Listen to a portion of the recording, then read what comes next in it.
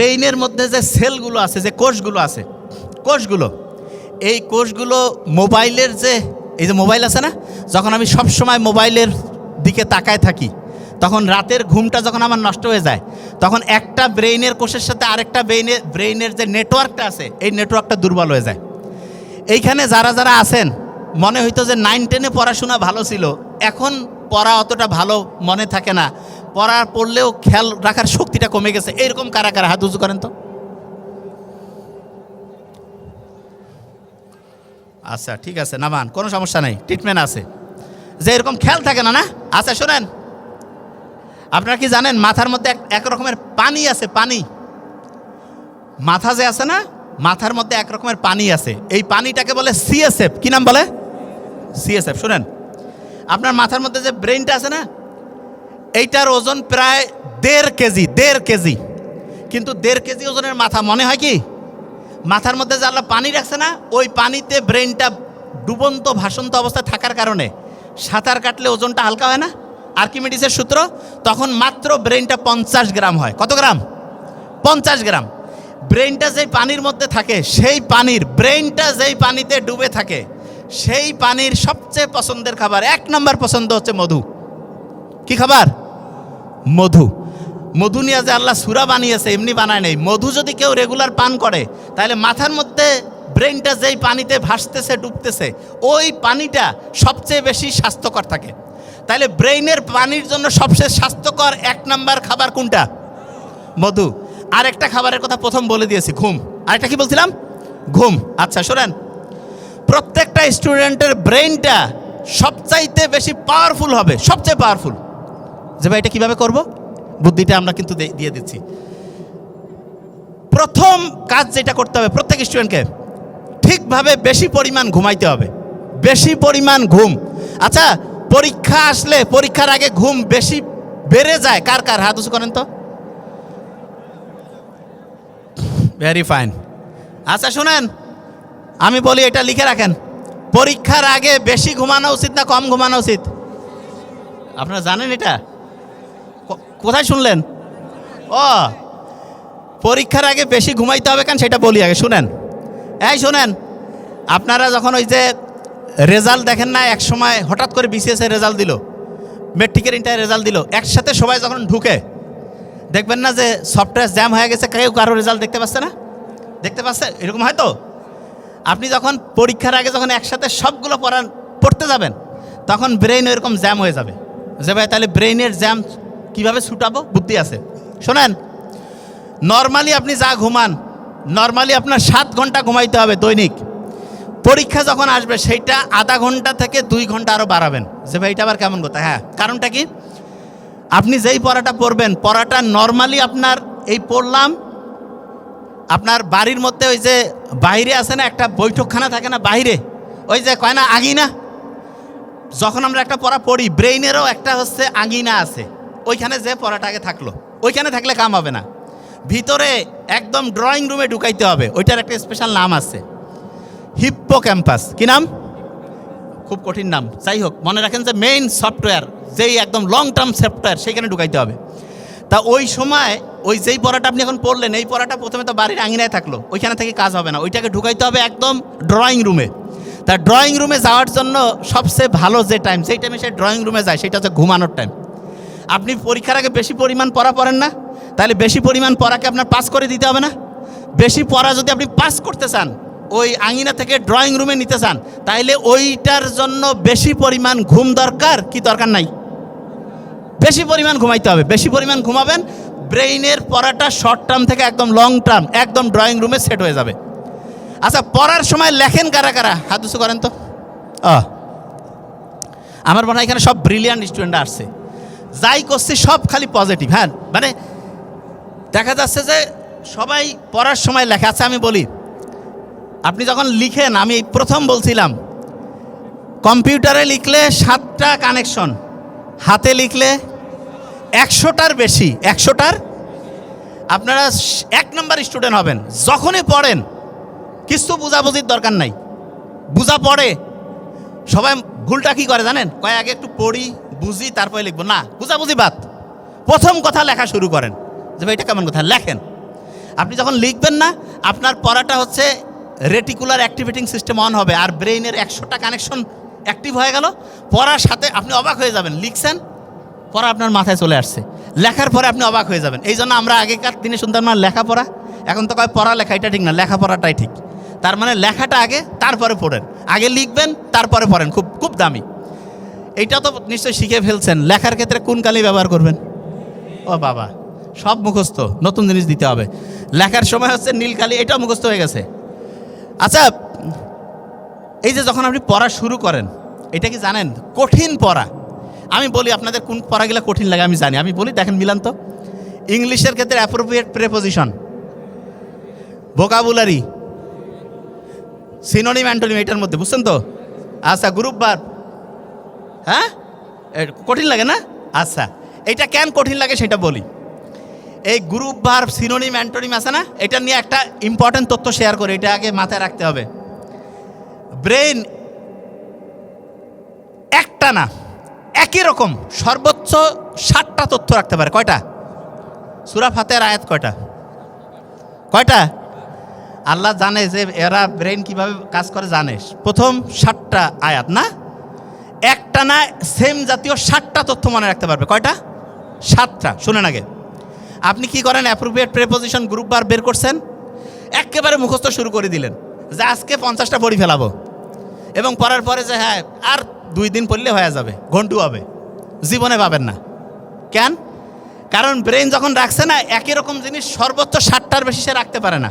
তাইলে ভাইয়া appropriate preposition, group verb এগুলো কীভাবে মনে রাখবো? খুব সহজ বুদ্ধি আছে। আচ্ছা, অ্যাপ্রোপ্রিয়েট প্রেপোজিশন, গ্রুপ ভার্ব এগুলো প্রত্যেক দিন সর্বোচ্চ 60টার বেশি পড়া যাবে না। তার মানে আপনি গ্রুপ ভার্ব পড়তেছেন, সর্বোচ্চ 60টা তথ্য, অ্যাপ্রোপ্রিয়েট প্রেপোজিশন 60টা, ভোকাবুলারি 60টা। এইরকম করে যদি 1 সপ্তাহ পড়েন 50টা, 1 মাস পড়লেন 200টা, 2 মাস পড়লেন 400টা, এই রকম করে যদি পড়েন তাহলে appropriate preposition, group verb, vocabulary এগুলোতে 1 নাম্বার হইতে পারবেন। তাহলে বলেন তো আমাকে, ভোকাবুলারি আপনি বিসিএস ক্যাডার হয়ে গেছে, ওকে যা কবেন যে কী সমস্যা, কয়ে ভোকাবুলারিটা ডিস্টার্ব ছিল। তারপরে আর কোনটা? যে অ্যাপ্রোপ্রিয়েট প্রেপোজিশন। কেন ডিস্টার্বটা কেন, এটা সে গবেষণা করেনি। এইটার মূল কারণ হচ্ছে কি জানেন? মূল কারণ হচ্ছে একবারে সে পড়তে গেছে, অথচ ব্রেন বলেই দিয়েছে ওই তথ্যগুলো একবারে 60টার বেশি সে রাখতে পারবে না। তাহলে আমাকে বলেন তো, এখন থেকে যারা বিসিএসে অসাধারণ রেজাল্ট করতে চান, অ্যাপ্রোপ্রিয়েট প্রেপোজিশন একদিনে সর্বোচ্চ কয়টা? 60টা। ভোকাবুলারি, গ্রুপ ভার্ব 60টা, সব সর্বোচ্চ 60টা। অনেকে কয় ভাই 60টা করে বললে হবে। শুনেন, আপনার অ্যাপ্রোপ্রিয়েট প্রেপোজিশন সব মিলে, অ্যাপ্রোপ্রিয়েট প্রেপোজিশন যদি আপনি 800 থেকে 850 পড়েন, মোটামুটি সব কমন। ভোকাবুলারি যদি 1000 খানেক থেকে 1200 পড়েন কমন, তাহলে 7 দিয়ে 1000কে ভাগ করেন, দেখেন যে 3-4 মাস যদি আপনি একটু করে পড়েন, গোটাল পড়াটা আপনার আয়ত্তে আসবে। আচ্ছা, সংবিধানের বিভিন্ন অনুচ্ছেদ কার কার কঠিন লাগে? সংবিধানের যে বিভিন্ন অনুচ্ছেদগুলো আছে, মুখস্থ করতে ডিস্টার্ব হয় না? হ্যাঁ, আচ্ছা দাঁড়ান, আপনাদের আমি একটা জিনিস বলি। আচ্ছা, আমাদের প্রত্যেকের একটা চাওয়া আছে না, গণতন্ত্র, কথা কন না কেন, মানবাধিকার। আচ্ছা, 2টা এক পাশাপাশি লিখলে কত হয়? 2টা এক পাশাপাশি 11 না? তাইলে গণতন্ত্র আর মানবাধিকার এটা 11 নম্বর অনুচ্ছেদ। কত?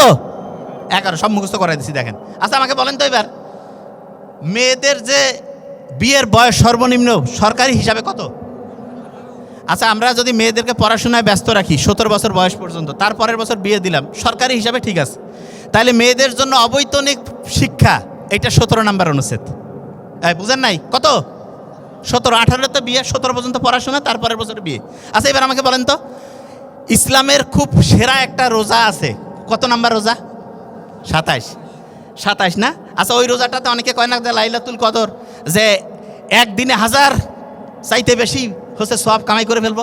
এরকম করে আগেকার দিনে যারা 500-1000 বছর বাঁচে তাদের সমান সমান আমরা হচ্ছে সওয়াব করে ফেলবো। ইন্টারেস্টিং জিনিস কি জানেন? এই যে 27 রোজা আসছে, এটা সবাইকে সমান করার জন্য না। আগে যারা 1000 বছর বাঁচছে, এখন যারা 50 বছর বাঁচবে, তাদের আমল যাতে সেম হয়। তাহলে সবাইকে সমান করার একটা ব্যাপার আছে না 27-এর। তাহলে বলেন তো, আইনের দৃষ্টিতে সবাই সমান, এটা 27 নম্বর অনুচ্ছেদ। কত? 27। বুঝাইতে পারছি? আচ্ছা, এই যে ক্রিকেটের সবচেয়ে বেশি এক বলে যদি কেউ মাঠ পার করে দেয়, কত হবে? 6। 1 ওভারে কয়টা বল? 6টায় যদি 6 মারে কত হবে? আচ্ছা, এই যে এদিক ওদিক যাতায়াত করলে জ্যামে পড়তে হয় না? কেউ যদি আকাশ দিয়ে যাতায়াত করে তাহলে কোনো জ্যাম আছে? প্লেন কি জ্যামের মধ্যে আটকে? তাহলে আপনি কন্ত যে এই যে মত প্রকাশের স্বাধীনতা, স্বাধীনভাবে চলাফেরা, এটা আকাশে সম্ভব না এই মাটিতে? তাহলে আকাশে, তাহলে আকাশ দিয়ে সব পার করে দিচ্ছে 36। তাহলে বলেন তো স্বাধীনভাবে চলাফেরা কত নম্বর অনুচ্ছেদ? কত? 36। আচ্ছা মোহাম্মদ সাল্লাম নবুয়ত পেয়েছে কত বছর বয়সে? কত? আচ্ছা নবুয়ত এটা কি কাউকে কোনো দেওয়া যাবে যে ভাই তোমাকে কালকে থেকে চাকরি দিলাম তুমি আজকে নবী হয়ে গেলা, এটা হবে? আচ্ছা এটা কোথার থেকে রিক্রুটমেন্টটা হয়েছে? আল্লাহর কাছ থেকে। আচ্ছা এইটা দুনিয়া যত প্রফেশন আছে তার মধ্যে নাম্বার 1, এটাকে তো কোনো পেশার সাথে বলা যাবে না, কিন্তু যদি থাকতো তাইলে এইটা হইতো না 40 নম্বরে? তাহলে বলেন তো এই যে সবচেয়ে সেরা পেশা হচ্ছে নবুয়ত, কোনো পেশা না, বুঝার জন্য বলতেছি। তাইলে এই যে পেশার স্বাধীনতা এইটা মোহাম্মদ সাল্লাল্লাহু সাথে নবুয়তের সাথে মিলাইতে পারি না? কত নম্বর অনুচ্ছেদ? 40। কত? 40। আচ্ছা এবার চিন্তা করেন তো সবচেয়ে লাকি নাম্বার কত? 7। দুইটা 7 পাশাপাশি থাকলে কি হবে? 77। আচ্ছা যেই লোকটা খুব লাকি হবে মানে ভাগ্যবান, সে কি ন্যায়বান হবে না অন্যায়বান? তাহলে ন্যায়পাল নিয়োগ কত নাম্বার অনুচ্ছেদ? 77। ন্যায়পাল নিয়োগ কত? 77 নাম্বার অনুচ্ছেদ। ন্যায়পাল কত? আচ্ছা বলেন তো নির্বাচন কমিশন আছে না, এদের কাছে ভোট দেওয়া না? আচ্ছা একজনে কয়টা ভোট দিতে পারে? আর ভোটার হওয়ার ন্যূনতম বয়স কত?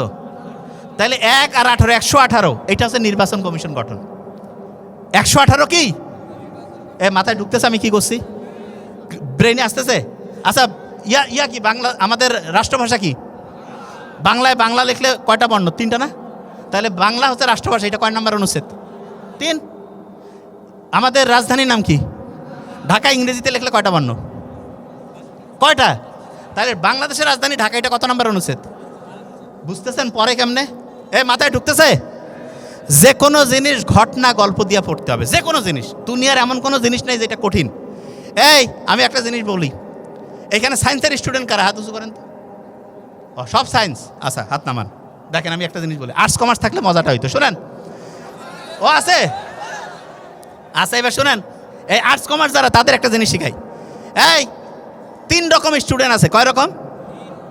একটা হচ্ছে ডাল স্টুডেন্ট। ডাল কয় না, খুব ডাল স্টুডেন্ট মানে কি, ভালো না খারাপ? খারাপ। একটা হচ্ছে খুব ফাইন স্টুডেন্ট। ফাইন ফাইন মানে কি, ভালো না খারাপ? ভালো। আর একটা হচ্ছে মধ্যম।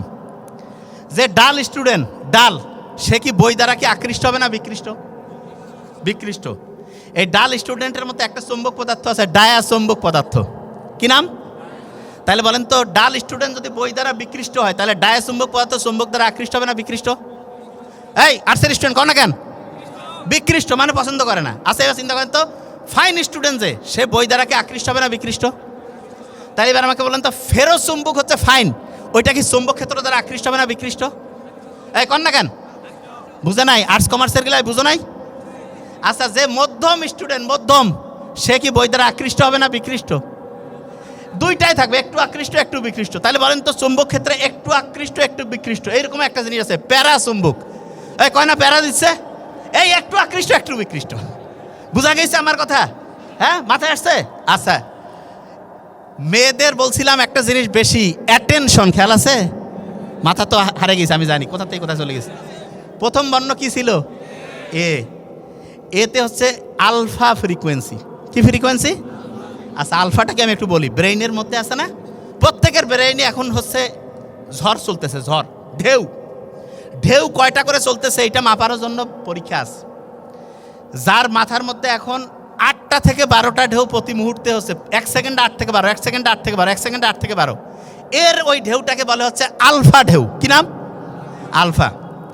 অনেকের ব্রেইনের মধ্যে এখন আছে 60টা 70টা 80টা আছে, ওর হচ্ছে গামা ঢেউ। কি ঢেউ? আচ্ছা এবার আপনি আমাকে বলেন, কয় না ভাই আলফা, কয় আলফা মেল নাম শুনছেন? ঘন্টু বুঝছেন? আলফা শুনেন না এই শব্দটা? আচ্ছা আমি একটু বলি, আলফা, আলফা শুনছেন না? আচ্ছা তাহলে ব্রেইনের মধ্যে 8 থেকে 12টা যদি ঢেউ হয়, এটা কি আলফা না অন্য কিছু? ব্রেইনে যদি 8টা থেকে 12টা ঢেউ থাকে ওই সময় পড়াটা ব্রেইনে রিজার্ভ থাকে। আর ব্রেইনে যদি হচ্ছে যে 50, 60, 100 ঢেউ উঠছে ওই সময় হচ্ছে, আচ্ছা খেলাধুলার ইংলিশ কি? স্পোর্টস হয়। আরেকটা গেম হয় না? গেম মানেটা জি দিয়ে না? জি দিয়ে হচ্ছে গামা ওয়েভ। জি দিয়ে কি? আচ্ছা খেলাধুলার সময় দৌড়াচ্ছে, এক জায়গা থেকে আরেক জায়গায় ছুটাছুটি করছে, ওই সময় কি ব্রেইনে পড়া থাকবে? তাইলে ব্রেইনে যদি ঢেউ এমন উঠছে জলোচ্ছ্বাস, ওই সময় কি পড়া ব্রেইনে থাকবে ভালো, নাকি যেই সময় ঢেউটা অল্প অল্প অল্প চলতেছে ওই সময় থাকবে ভালো? ব্রেইনে যদি জলোচ্ছ্বাস উঠে তাহলে পড়া যখন রাখবো, পড়া ভাষায় নিয়ে জলোচ্ছ্বাস যেমন সব কিছু ভাষায় নিয়ে দূর করে দেয়, ওইরকম পড়াও দূর হয়ে চলে যাবে, ব্রেইনে থাকবে না। তাহলে ব্রেইনের জন্য ভালো হচ্ছে আলফা ওয়েভ। কোন ওয়েভ? আচ্ছা, আলফা ওয়েভ কখন থাকে এইটা আমরা জানি না, এইটা হচ্ছে সমস্যা। স্টুডেন্ট কয় ভাই সারাদিন পড়তেছি পড়া হচ্ছে না। এইখানে যারা যারা আছে, আমি তো ভোরেও পড়াই, স্টুডেন্ট আমাকে বলে যে ভাই ভোরে বোধহয় টাইমটা বোধহয় স্লো হয়ে গেছে। আমি কিছু ঘড়ি বাইর করো, কয় না স্যার ঘড়ি তো চলতেছে কিন্তু মনে হচ্ছে টাইম স্লো। না, ভোরে যেটা হয় ব্রেইনের মধ্যে আলফা ফ্রিকোয়েন্সি তৈরি হয়। কি ফ্রিকোয়েন্সি? আলফা। আলফা ফ্রিকোয়েন্সি যখন তৈরি হবে তখন আপনাকে আমি একটা সহজ হিসাব বলবো। একদিকে 8 আরেক দিকে 40, 8 আর 40-এর অনুপাত কত? 1 কত? 1:5, 5 আর 40। আপনি আলফা ফ্রিকোয়েন্সিতে 1 ঘন্টায় যে পড়া পড়বেন, ওই পড়া যদি আপনি গামা ফ্রিকোয়েন্সিতে পড়েন তাইলে আপনার 5 থেকে 10 ঘন্টা লাগবে, মিনিমাম 5, হাইয়েস্ট 10। অনেকে আছে না, এই যে বন্ধু বান্ধবের সাথে ঝগড়াঝাটি আছে, তো যতজনের এই যে ইমোশনাল কানেকশন আছে সব হারাম। এবং যারে ইমোশনাল কানেকশন, একটা ছোট, আমরা যখন ইন্টারে পড়তাম একটা কথা শুনতাম যে টেনশন কিসের, কয় যে কোনো কানেকশন আছে। তখন আমি সবসময় বলি আমার কিন্তু ঘুমাইতে লাগে, আমার ছোটো ভাই আছে জানে, ভাই কয় সেকেন্ড লাগবে? 1 মিনিট লাগবে। আমি ঘুমাবো যখন, যে আমি ঘুমাইতে চাই এখন, 15 সেকেন্ডের আগে ঘুম চলে আসবে। আমার বন্ধুরা কয় এত ফির কি ঘুম রে বাবা, খালি সাথে সাথে ঘুমাবে। কেন টাইম লস করবো আমি? কারণ আমাকে তাড়াতাড়ি ঘুমাইতে হবে, তাড়াতাড়ি উঠতে হবে, টাইম লসের কোনো টাইম নেই। তা আমি আমার বন্ধুদেরকে বলতাম নো ইমোশন নো টেনশন। কোনো ইমোশন, আচ্ছা হ্যাঁ ইমোশন আবার কি, আমার আম্মা যেমন আমাকে কয় তুই কি রোবট লাগে, আমার আম্মা কিন্তু কয় তুই, আমার হিসাবটা খুব সহজ। ওই যে আমার ছোটো ভাই বলে গেছে, ও বলছে যে এটা একদম সত্যি কথা। ফ্যামিলিতে হচ্ছে যে এই শাশুড়ি যারা হয়, আমি তো মা ভক্ত বেশি আর কি, হ্যাঁ, তা শাশুড়ি যারা হয় তারা কিন্তু চিন্তা করে যে বিয়ে হয়ে গেল, ছেলে তো বোধহয় কারি নিয়ে চলে গেল। আর বউদের যেটা, সেটা চিন্তা করে যে না এটা কন্ট্রোল করতে হবে, হাতের মুঠার মধ্যে নিতে হবে। না শোনেন, এই পড়াশোনা শেষ হয় না, এলে উঠতেছে খসর মুসর। আচ্ছা বলি আগে, প্রত্যেকে, হ্যাঁ না সমস্যা নেই, বলি আগে, এই জিনিসটা খুব ইম্পর্টেন্ট, পড়াশোনাতে এখনই আসবো। মেয়েদেরকে আমি বলি একটু বুদ্ধির সাথে খেলতে হবে। বুদ্ধিটাকে একটু বলি, দেখেন মায়ের সাথে ছেলের যে কানেকশন, আপনি যখন মা হবেন আপনার সন্তানের সাথেও কিন্তু ওই কানেকশনটা হবে, ঠিক না? এই জন্য প্রত্যেক যে মেয়ে তার চিন্তা করা উচিত যে আমি মা হইলে আমার সন্তানের সাথে আমি কীরকম আচরণ আশা করব, আমিও আমার হাজব্যান্ডকে আমার শাশুড়ির সাথে ওই আচরণ করতে বলবো। তা বিয়ের পরে যে এই যে ফ্যামিলির যে ক্রাইসিসটা, এইটা সবাই জানে এবং মুচকি হাসে, সবাই জানে। কিন্তু আপনি দেখবেন শাশুড়ির নামে একটু বদনাম করলে বউ খুশি, বউর নামে বদনাম করলে শাশুড়ি খুশি।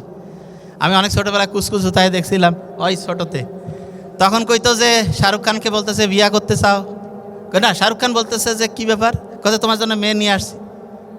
বলতেছে যে কী জন্য তুমি বিয়ে দিয়ে চাও, কয়ে যে আমি তো বন্ধু বান্ধবদের সাথে গেলে ওর মা বলতেছে যে কোথাও বউয়ের কোনো হচ্ছে যে সমালোচনাও করতে পারতেছি না, কয় ও তাহলে তুমি বউয়ের সমালোচনা করার জন্য আমাকে বিয়া দিতে চাও।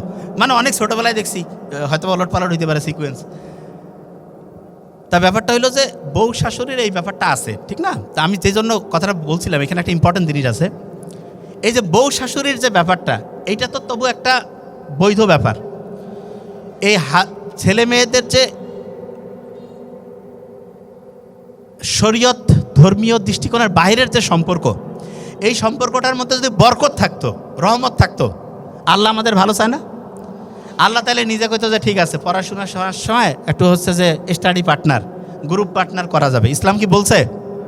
বলে নাই। আমি জানি এই সময় সবাই একটু স্লো কবে। আমি যে ঢাকা ইউনিভার্সিটিতে বলতেছিলাম, আমার ছোটো বোন আমার কাছে তুই এলাকা ওই কবার গেছিস কেন? কেন কী হয়েছে? কাছে আমরা এলা কবে না। কিন্তু আমার কথা হইলো যে সত্যিটা জানানো উচিত। এবং দেখেন শয়তান আছে না, আচ্ছা ওই যে ক্যাসিনো খেলার মধ্যে অনেকে, আমি হাত উঠাইতে করছি না, এখানে হাত উঠাইতে হবে না। ক্যাসিনো খেলার মধ্যে অনেকে আছে না, ক্যাসিনোতে, এইটা খারাপ জিনিস। শোনেন, একটা জিনিস বলে রাখি, ক্যাসিনো খেলে জীবনে কেউ ধনী হইতে পারবে না। হ্যাঁ, একজন দুইজনকে ওরা ইচ্ছা করে ধনী বানায়, ওকে দেখায় যায় যে ক্যাসিনো খেলে ধনী হয়েছে, তুমিও অবা, জীবনে হইতে পারবেন না, ফকির হয়ে যাবেন।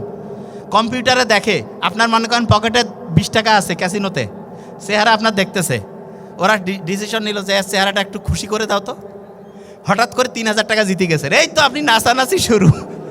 আপনাকে দেখে আপনার বন্ধু বান্ধব কাছে কীভাবে দোস্ত কী খাবা আসো, সবাই মিলে গল্প করি, হেভি খুশি। তারপরে ওরা তো দেখছে কছে একে আরও মার্কেটিং করাইতে হবে, ও সব জায়গায় যাচ্ছে, দোস্ত কোনো সমস্যা নেই, খুব ভালো জিনিস, বসে থাকবে টাকা চলে আসবে।